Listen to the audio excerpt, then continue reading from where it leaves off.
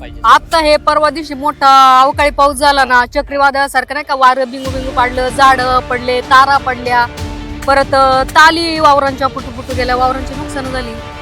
मग त्याच्याबद्दल काही आपल्या सरकारने लक्ष घातलं पाहिजे नाही का, अशी तुटफुट तालींची झाली म्हणल्यावर.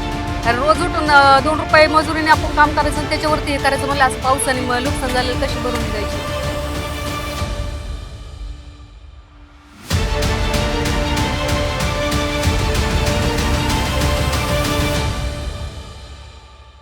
भारत हा कृषीप्रधान देश आहे असं म्हटलं जातं आणि त्यामुळे शेतकऱ्यांची नेमकी काय अवस्था आहे सध्या.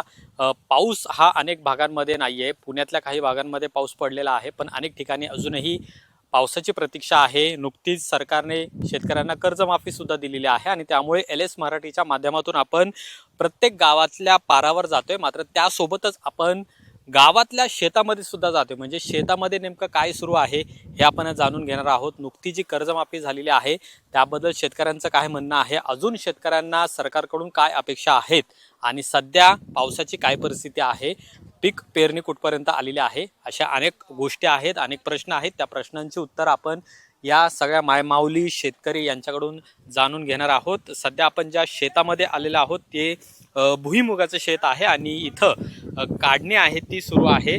किती वेळ लागतोय मावशी काढायला? अर्धा तास लागतो एक सारा काढाय. हा, काय परिस्थिती, पाऊस होता का इथं? हा, पाऊस खूप झालाय. झालाय का पाऊस? मग काय ह्याच्यासाठी चांगलं आहे, शेंगासाठी चांगलं आहे. बियाला शेंगा धरता येतात पाऊस झाल्यावर. हा, अडचण काय आहे का? अडचण नाही काही. सरकारला सांगायचं असं काय आहे? सरकारला द्या म्हणा अनुदान. कर उगवलं शेंगाला पाऊस झाला तर. हा, अनुदान पाहिजे तुम्हाला? हा, मग तुम्हाला काय पाहिजे माऊली? अनुदानच पाहिजे. का देत नाही का सरकार? नाही. तुम्हाला काय करायला पाहिजे? आता हे परवा दिवशी मोठा अवकाळी पाऊस झाला ना, चक्रीवादळासारखं नाही का, वारं बिंगू बिंगू पाडलं, झाडं पडले, तारा पडल्या, परत ताली वावरांच्या पुटू गेल्या, वावरांची नुकसान झाली. मग त्याच्याबद्दल काही आपल्या सरकारने लक्ष घातलं पाहिजे नाही का, अशी तुटफुट तालींची झाली म्हणल्यावर. हे केलं पाहिजे सरकारने. हा, कारण रोज उठून 2 रुपये मजुरीने आपण काम करायचं आणि त्याच्यावरती हे करायचं म्हणलं, असं पावसाने नुकसान झालं कशी भरून निघायची. या संपूर्ण जवळपास अर्धा एकरचं हे शेत आहे जिथं हे भुईमुग लावण्यात आलेलं होतं आणि ते सध्या काढणीचं काम आहे त्या शेतकऱ्याकडून केलं जाते. या बाजूला पण पाहतोय माऊली आहेत आपल्या सोबत. काका, काय सांगाल, कसं आहे यावेळेस वातावरण काय आहे शेतीचं, आणि सरकारने पण कर्जमाफी केलेली आहे त्याच्याबद्दल काय वाटतं तुम्हाला? काय चांगलं आहे, वाईट आहे का, अजून काय करायला पाहिजे? पाऊस भरपूर झाला. तुम्हाला स्वतःला काय कर्जमाफीचा फायदा होईल का? होईल ना फायदा. काही शेतकरी असं म्हणतात की जे धनगे आहेत, पैसेवाले आहेत, त्यांना कर्जमाफीची खरं तर गरज नाहीये. त्याच्यामुळे जे मूळ शेतकरी आहेत, जे खरंच कर्जबाजारी झालेले आहेत, त्यांना याचा लाभ मिळत नाही. तुम्हाला असं वाटतं का की याच्यामध्ये पण घुसखोरी झालेली आहे?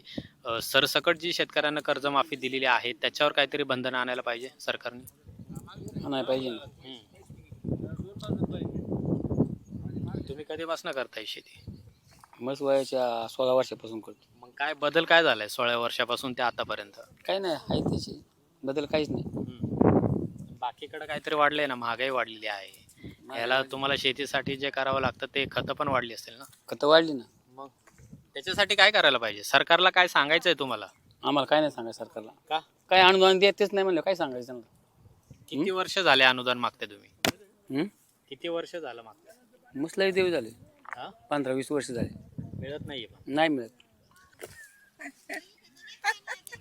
मजा येते शेंगा काढ. ऊन पण लागते, टोपी घातली तुम्ही. ऊन लागते. किती वर्ष झाले करताय तुम्ही शेती का 20 वर्ष झालं की. लग्न झालंय तसं शेतीच चालली आमची. फक्त भुईमुगच काढता का अजून काय आहे शेतात? कांदे, डाळिंब. कांद्याचा प्रश्न तर महत्वाचा आहे ना. ऊस. ऊस असतो. बर, भुईमुगाला आहे का बाजारभाव आहे का याला शेंगांना? हो, आहे ना. आहे का? मग आता या अर्धा एकरात किती पोते होणार? किती 8-10 होतील. बर, हा, मिळेल का भाव? व्यवस्थित भाव मिळेल? काय माहिती आता शेतकऱ्याच्या मालाला भावच देत नाही. काय सांगायचं सरकारला काय सांगायचं? काय आता मालाला भावच देत नाही शेतकऱ्यांच्या, काय सांगायचं सरकारला? मालाला भाव मिळत नाही, अनुदान मिळत नाही, हीच ओरड आहेत या शेतकऱ्यांची आहे. त्यामुळे फक्त हेच शेतकरी नाही तर पुण्यातले अनेक शेतकरी आहेत ज्यांची मागणी आहे की त्यांना अनुदान पाहिजे. कांद्याचा जी परिस्थिती आहे तीच अनेक ठिकाणी आपल्याला पाहायला मिळते. पुण्यात गेल्या काही दिवसांपासून कांद्याचा मुद्दा हा प्रकर्षाने पेटलेला पाहायला आपल्याला मिळतोय आणि या ठिकाणी या माऊलींनी सगळ्या शेंगा आहेत त्या साफ करण्याचं काम केलेलं आहे. काय माऊली, काय परिस्थिती आहे शेंगाची? आहे का व्यवस्थित भाव मिळतोय का? हे कायसाठी नाही केले आपण, खायासाठी केले. कायसाठी केलेलं आहे? बरं, आता कर्जमाफी काल सरकारने घोषित केली आहे, माहिती आहे तुम्हाला? आता काय सांगता यायचे आम्हाला, आम्हाला नाही मोबाईल नाही काही. बरं, मोबाईल नाही पण कर्जमाफी हवी का नको शेतकऱ्यांना? पाहिजे ना माप. केली पाहिजे, हा,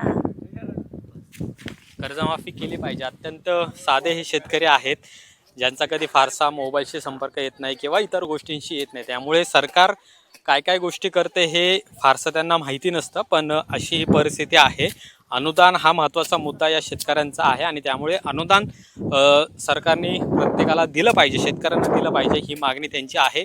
कर्जमाफी झालेली आहे त्यावर काहीशे हे शेतकरी समाधानी आहेत. पण मुळामध्ये जी परिस्थिती आहे म्हणजे काही ठिकाणी पाऊस झालेला नाही आहे, काही ठिकाणी झालेला आहे, पिकांची सुद्धा नासाडी झालेली आहे आणि त्यामुळे ही कर्जमाफी झालेली आहे त्याचं स्वागत आहे. पण जे मूळ अनुदान पाहिजे शेतकऱ्यांना ते मात्र मिळत नाही आणि तीच परिस्थिती आपल्याला या गावामध्ये सुद्धा पाहायला मिळते. कॅमेरामन रोहित वनकटेसह अमोल धर्माधिकारी, LS मराठी, शिरूर. छत्रपती संभाजी महाराजांच्या पावनभूमीतील महागणपतीच्या आशीर्वादाने पंचतारांकित MIDC म्हणून ओळख असलेल्या शिरूर तालुक्यातील प्रत्येक गावचा आवाज बनवून प्रत्येक प्रश्नाला वाचा फोडण्यासाठी, शेतकऱ्यांना न्याय देण्यासाठी आणि तरुणांचे प्रश्न सोडवण्यासाठी LS मराठीच्या माध्यमातून आम्ही येतोय आपल्या गावी, आपल्या दारी.